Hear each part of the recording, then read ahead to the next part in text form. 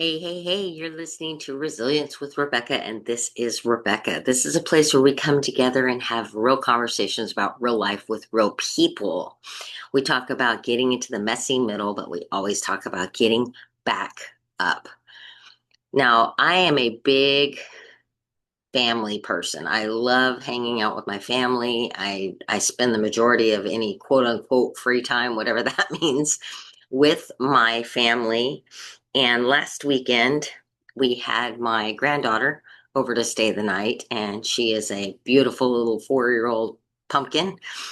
And she follows me everywhere I go. And she's definitely a grandma's girl.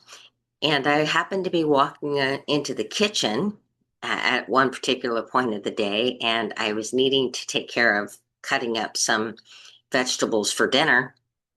And I grabbed out the onions that I was going to cut, and she was in the living room playing with the little play toys that we have in the living room. And she realized I had left the room, so she came running into the kitchen to find out what I was doing. And I said, "Well, I've got to cut some onions." And she says, "Oh, I help you, I help you." And I hesitated. I always love to have the kids help, but I hesitated because they were onions. And I told her, I said, "Oh, honey, these burn your eyes. These might burn your eyes. They might hurt your eyes." And she says, "No, no, I big girl. They won't hurt me. They won't hurt me."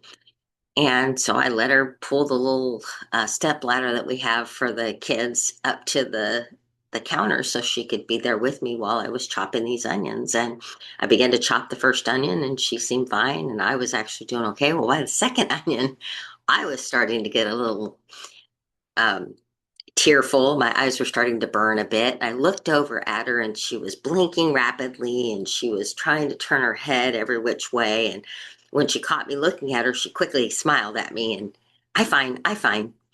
And I said, "Aren't your eyes burning?" And she's, the precious thing has tears starting to come down to the side. And she's, "No, no, I fine, I fine." And I said, "Tell you what, why don't you take a little break and go in the living room with Grandpa?" And she looked at me like she really didn't want to leave, but she decided, it'd probably be best for the sake of her eyes to go ahead and take a little break. And she ran into the living room. And I saw when she ran into the living room, she was opening her eyes real wide, and she was trying to cool them down or whatever else. And and then she immediately turned back around, climbed back up on the stairs, says, "I fine, I fine," and continued to try to stay there with me to finish chopping these onions. And I thought, what a beautiful story of how life hits us with these things that knock the wind out of us. They make us cry, and they cause us to have to just not be able to face things like we normally would. It just knocks the wind completely out of us, and we feel like we've dropped to our knees, and we're fighting to keep our eyes open. We're fighting to continue the task. We're fighting to live the everyday life. And like my precious little granddaughter, she's fighting to keep the tears from coming down the side of her face because she wants so desperately to stay in that moment with me, and not realizing that, yeah, you can step away. This is only going to be one little moment, and then we'll be together again.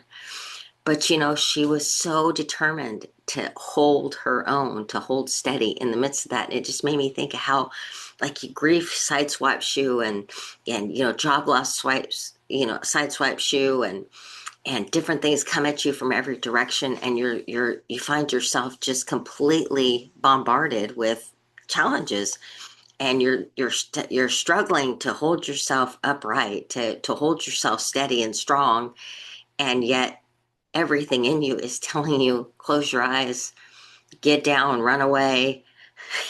And yet you just hang in there because what comes out on the other side is well worth standing through it.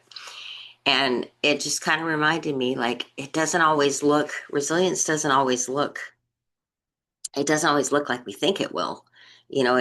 Challenges come at us, and they cause us to be knocked down, but we can step back up. We can actually, in this story, the way I would say it is, we can actually take a step back and take a step away and regroup, and then come back and face the challenge again. We can actually lean on the people next to us to help us when we can't help ourselves, to say, it's okay to close your eyes. It's okay to step away. It's okay to take that time that you need to heal and to regroup and to rest. We can we can take that time to realize that even though it seems to be taking forever for grandma to cut through this third onion, eventually it'll be done. They'll be put away and we can move on to the next thing. And that's like anything else in our life. Eventually, one day we can get back up on our feet and face the next challenge a little stronger before, because now we know that we took the time we needed to rest. We took the time we needed to regroup. We took the time we needed to become who we needed to be in that moment. And we leaned on the people that were stronger in those moments than we were. And that's okay. And we stepped away and took a breath and rested, and that's okay. And we took the time we needed to feel the feels in that season, and that's okay. And I love how just everyday life kind of reminds us that resilience is something that we're just constantly learning and growing and building. It doesn't have to be something huge, like maybe this was an opportunity for me to tell my little granddaughter that it's okay to take care of you. It's okay for you to step away. It's okay for you to not be in that moment every single time. Maybe it was a life lesson for her. I don't know. But I love that I can see resilience everywhere I look.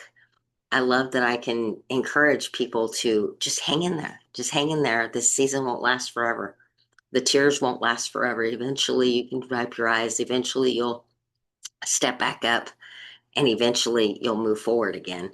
This is just a season. It's temporary. There is more out there for you. There is more, there is more, there are more challenges out there that you'll face that won't knock you down quite so hard. I love that each season of resilience builds us stronger for the next season. That's kind of my thing is, yeah, resilience is not always fun, but it makes us stronger so that next time, maybe instead of being knocked down on our face, maybe next time it'll only be to our knees. And then the time after that, maybe it's just a step back. Maybe it's just like a bump in the road. And so I encourage you, if you're looking for ways to build resilience, allow yourself those moments to rest, to recoup, to feel the feelings, to step into what needs to be done in those seasons, to let go what doesn't need to be done.